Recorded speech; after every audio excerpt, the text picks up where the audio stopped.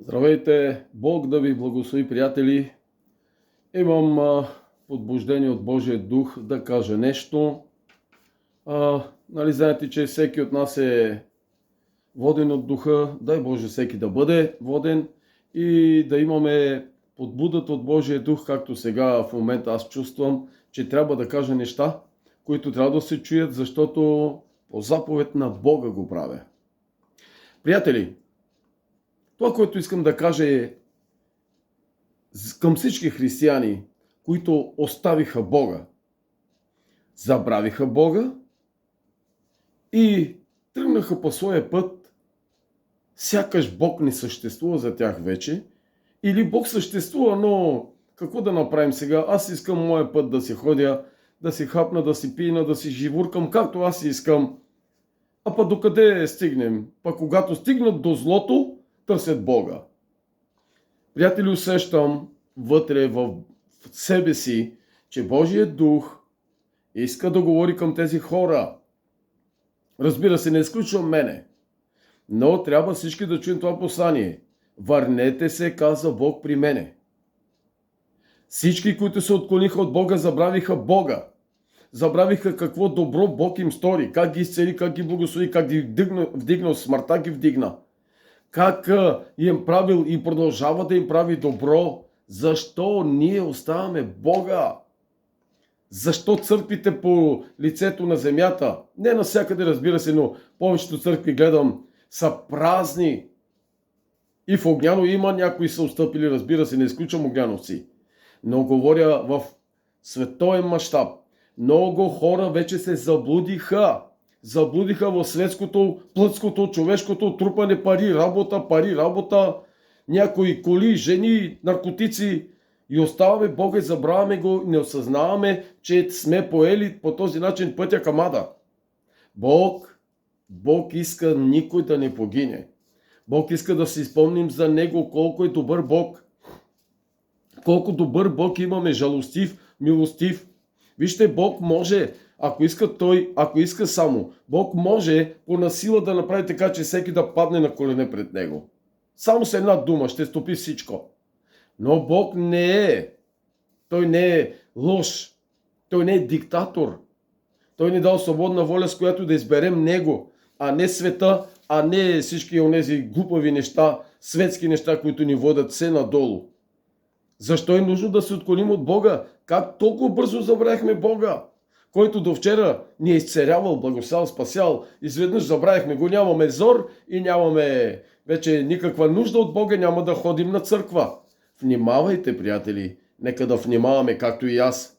Да внимаваме всички, защото Бог поругаем не бива. Бог не е за подигравка. Бог ни чака, Бог ни обича, а всеки си е поел своя път. Бизнес било, работа било, се оправдаваме, че нямаме време от работа. Когато дойде Господ, някои хора ще останат да се свършат работата тук на земята, а някои ще бъдат грабнати. Затова никого не съдя, никого не наскърбявам. Говоря това, което Бог ми дава. Бог апелира, Бог към всички вика днес, върнете се при мене, защото Бог всеки момент може да дойде. Аз го публикувах преди малко това. Приятели, нека да не забравим, че вън от Бога няма добро за нас. Няма, приятели. Уверявам ви. Толкова години вече служим на Бога, би трябвало да го разберем това нещо. В Словото Божие се говори, че онези, които оставиха Бога, се извратиха. Ние това ли искаме? Някой ще каже, няма да се извратя. Да, ама няма кой да те повярва. Без Бога ти ще се извратиш, който и да си. И аз да съм. Без Бога ще се извратя. Защо? Вън от Бога нищо добро не ни очаква. Колкото и пари да имаш, колкото и богатство и авторитет да имаш, без Бога ти се проваляш.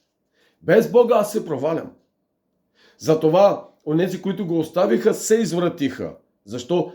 Губят закона на Бога, губят моралния закон, губят всички чистоти на Бога, светостта на Бога и се откланят от Бога и отиват в света, там в блатото на греха и после се чудат защо имат рак, защо имат тумор, защо не им върви живота, защо бизнеса не им върви, защо децата са болни, внуците са болни. За това.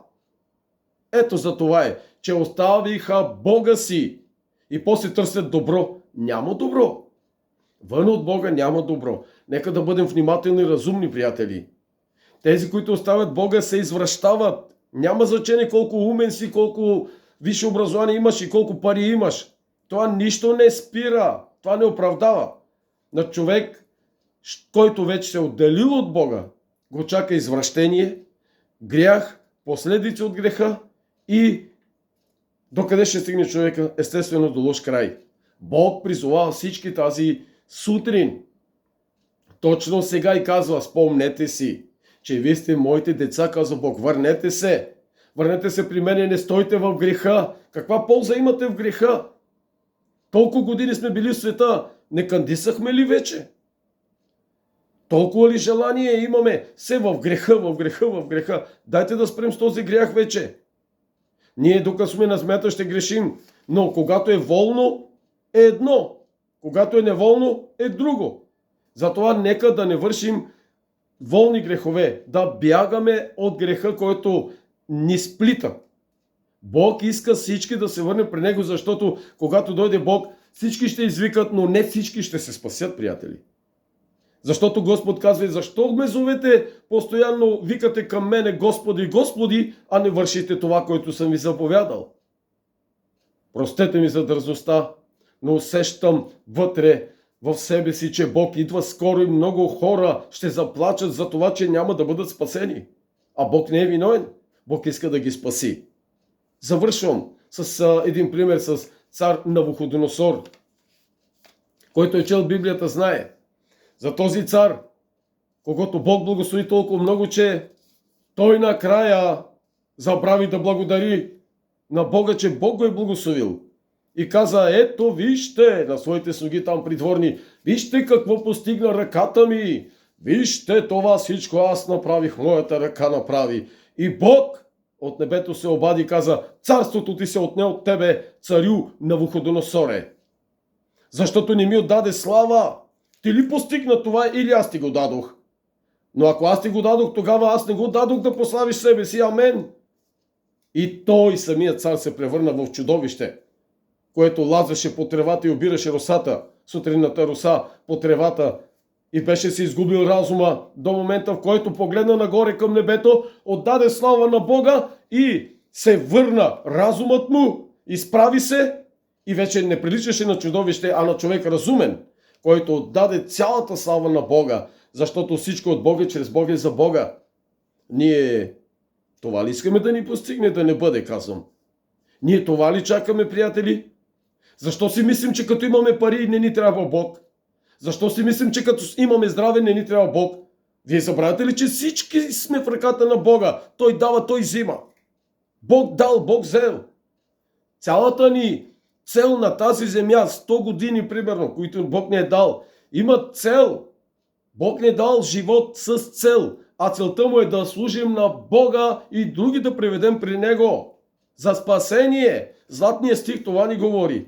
А ние забравихме Бога и всеки тръгнал по своя си път да придобие повече пари, богатства, коли. Виждаме кой съм аз. Кой си ти без Бога, питам? Кой съм аз без Бога, питам? Сега да издръпне Бог духът си от всеки от нас и ние ставаме трупове, умираме. А Бог ни е дал живот, Той не е лош. Няма да издръпне от нас духът си. Той е милостив и чака да се покаем. Защо обичаме повече греха от Бога? Защо? Защото се предаваме повече към греха. Ето това е причината. Затова върнете се към мене, казва Бог, о чада. Така казва Бог: върнете се при мене, защо да погинете? Аз не благоволявам от смъртта на нечестивия. Приятели, напълнете църквите на Бога отново. Не само като численост, а като качество. Да се върнем при Бога, защото човек без Бога се проваля. Човек без Бога се разваля. И после се чудим откъде дойдоха тези проблеми. Ами от дявола, не от Бога. А защо от дявола? Ами кога се отклони човек от Бога, той е при дявола, не при Бог. Затова бъдете благословени, простете ми за дързостта, обичам ви, но ревността ми към Бога ме кара така да говоря, защото не искам да бъде дяволската воля, а Божията. Защото Бог изпрати сина си и проля кръвта му заради нас. Не считайте тази кръв за просто нещо. тази пролена кръв, тя има сила в себе си да ни спасява. А ние къде се отклоняваме? Защо се отклоняваме, приятели? Нека да дойде всеки на себе си. Нека всеки да осъзнае, да дойде на себе си, както блудният син дойде на себе си и се върна при баща си. Апелирам, с който завършвам. Върнете се при Бога, приятели. Нека да се върнем при Бога. Бог ви чака, Бог ви обича, бъдете благословенни.